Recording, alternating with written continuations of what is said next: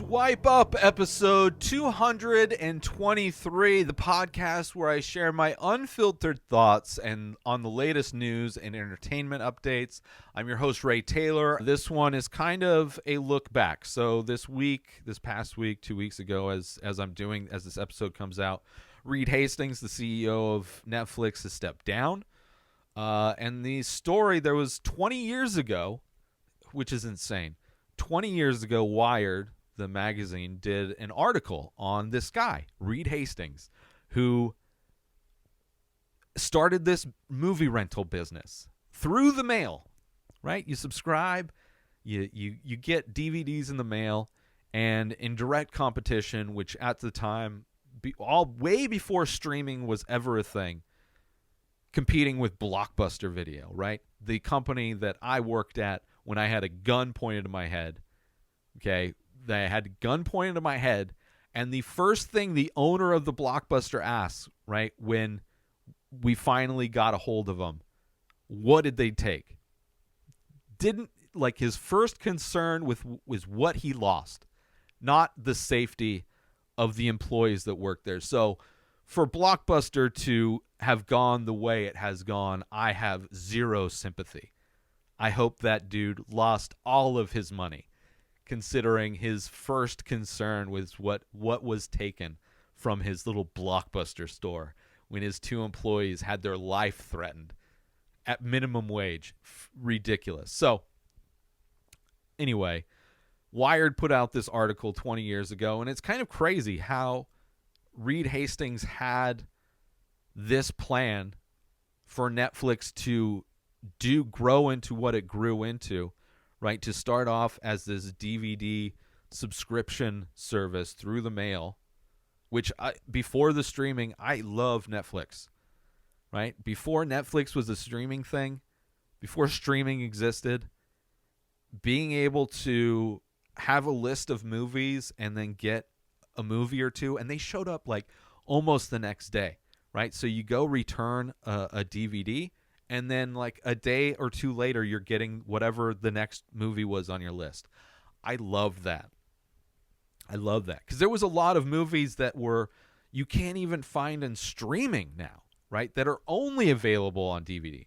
And I think the DVD subscription service still is going as is part of Netflix on some way, despite I think them wanting to end that. But I've heard of people that still have that service, and I thought about it because there are still movies that are just like Old Boy, specifically the Park Chan-wook film, is just not. You can't stream it. You can't even buy it through like iTunes or Amazon. You can't buy a digital copy of this movie, and there's a lot of movies like that that are only available in disc form for some reason. But he called his shot, right? So he told us 20 years ago, 20 years that. So 20 years ago, he said 20 years from now, he planned on having a global entertainment distribution company that provides a unique channel for film producers and studios. And at the time, very grandiose, ambitious idea from him. The number one enemy was Blockbuster, the movie rental giant that seemed too big to fail. Which there was a documentary on that, which was pretty great. I may have been the last Blockbuster documentary. I think they go into that. The founder was Reed Hastings. The startup was Netflix, and today he stepped down from his role as CEO. Netflix is a Silicon Valley DVD rental company back 20 years ago. Walmart.com tried to launch a nearly identical service back then. Blockbuster was testing in-store subscription stuff. Like, they were trying to compete. So 2003, I had just moved to San Diego a year ago. Every time I went and bought DVDs, Tuesdays, go to Circuit City, which existed at the time. My roommate worked at Circuit City, and I'd spend like a couple $100 on new DVDs. They were always handing out free Netflix subscriptions. And I never got into it until way later, till like a decade later. But I remember them back then, 2003, 2002.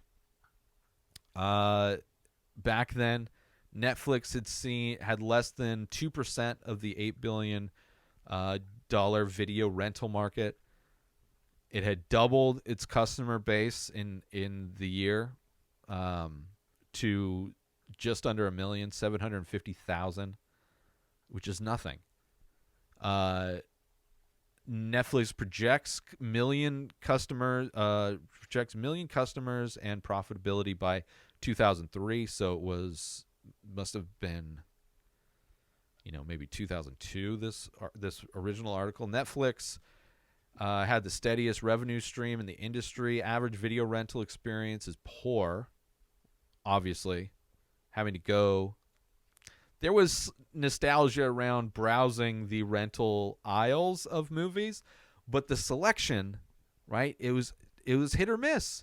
If there was a specific movie that you wanted to see, like an older film, foreign film, whatever it is, you may have to call around to a few different Blockbusters to find the movie. Where Netflix, yeah, they had almost everything.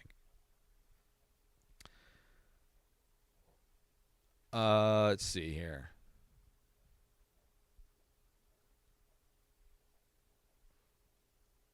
So it was a struggle, I guess, for Netflix to educate the customers about the subscription service. It's a completely new model for renting movies.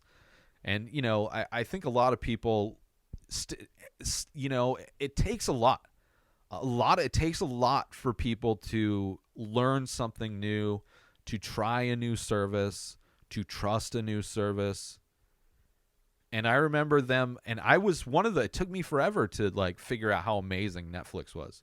The DVD rental version of Netflix, where I would spend I could have had like a $20 a month subscription and got 4 movies at a time and just, watched and returned and watched and returned and just watched a bunch of cool movies and saved hundreds of thousands of dollars, I'm sure, instead of buying a bunch of DVDs that I don't even own anymore, that became outdated once Blu-ray and streaming was, 1080. It's just ridiculous. They had 10 satellite distribution centers around the country, which made it getting new movies really easy. Netflix CEO Reed Hastings plans to expand the video game or into video games if the company can hold its own over the next 12 months, which I don't think they ever did. GameFly became a similar rental service, but I don't think that was a Netflix. I think that was just a separate company. In 5 years, Hastings sees Netflix as a $1 billion company with 5 million customers. I don't know if he hit that mark, but it's amazing that 20 years ago, dude started a company that put out all video rental businesses, put out a business, Blockbuster, Hollywood Video, Video Depot, your mom and pop video rental stores, put them all out of business, and then started the streaming service. I think Hulu was around that same time, and Hulu was more TV. Netflix was definitely more movies when it comes to the streaming stuff. But man, that was a game. That was probably like 2008-ish, maybe. I think is when the streaming first started. There wasn't a whole lot of movies, but there was some. Big Fluffy Chair was like one of the movies. There was just a handful of movies, but it was kind of crazy. And it's crazy that he's stepping down. I mean, I guess he called his shot, he nailed it, and now we're in a time with streaming companies. I think a lot of them are suffering. Obviously, we saw what was happening with the Warner Brothers Discovery thing, where movies and TV shows just disappearing from their service for tax purposes. And Netflix is implementing some stuff that customers aren't very happy with. We're charging for sharing your password, making an ad-supported service. Like, they're doing things that are kind of going away from what's made them successful. And, I'm sure that's why he's like, okay, I'm done. I don't want to deal with this. Maybe he has another idea, but it's amazing to see what he did, where they're putting out amazing movies. putting out amazing shows. Crazy. It's crazy that he not only called his shot, but he hit it. New episodes of The Ray Taylor Show come out every single day. Subscribe on YouTube and everywhere our podcasts are found. Binge the full week over at inspireddisorder.com/plus. Buy Ray Taylor Show merch over at inspireddisorder.com. Have a wonderful day, everybody. Peace out! Today is the day where you wake up and you realize that everything that you've been dreaming about, everything that you've been wanting, every goal and wish and hope that you've ever had can become real. Dreams can come true. What you manifest in your mind, you can bring to reality.